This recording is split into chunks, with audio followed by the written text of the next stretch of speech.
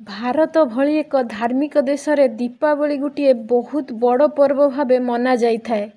दशहरा पर दीपावली पई प्रस्तुत चली थाए।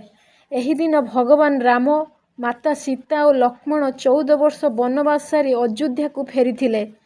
से दिन कार्तिक मास अमावास्या रात्रि थिबारु लोक माने अयोध्या को पूरा दीप जाली रामचंद्र को स्वागत करथिले। रामचंद्र एही दिन फेरी थिबारु सेही दिन को दीपावली रूपे पालन करा जाए। एहा छड़ा दीपावली को नहीं मध्य बहुत प्रकार पौराणिक कथा मध्य रहिछि। एही दिन मध्य श्रीकृष्ण नरकासुर नामक राक्षस को बद्ध करथिले। एही दिन भगवान महावीर स्वामींकर निर्वाण दिवस मध्य मना जाइथाए। एही सब कारणरू दीपावली पालन करा जाइथाए। एही पर्व मुख्यतः सबु धर्मर लोक मनाई थांती।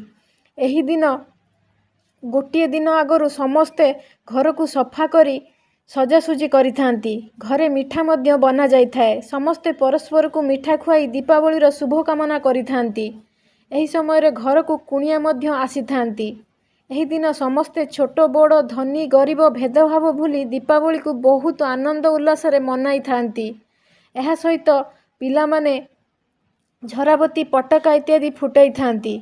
किंतु पटका फुटेला बेले टिके सतर्क होई फुटाइबा निहाती दरकार। एही पर्वटी समस्तଙ୍କ मनरे खुशी आनंद आनी देई थाए। एहा सहित फ्रेंड्स समस्त को मोर गोटिए रिक्वेस्ट, आपण दीपावली भली आनंद पर्व को भल भाव एंजॉय करंतु। किछि विपज्जनक पटका फुटाई आपणक संपर्कियों जीवन रे दुख न आणंतु। रहुची नमस्कार। आशा करूची एसेटी आपण मानकु भल लागिथिबो। नमस्कार।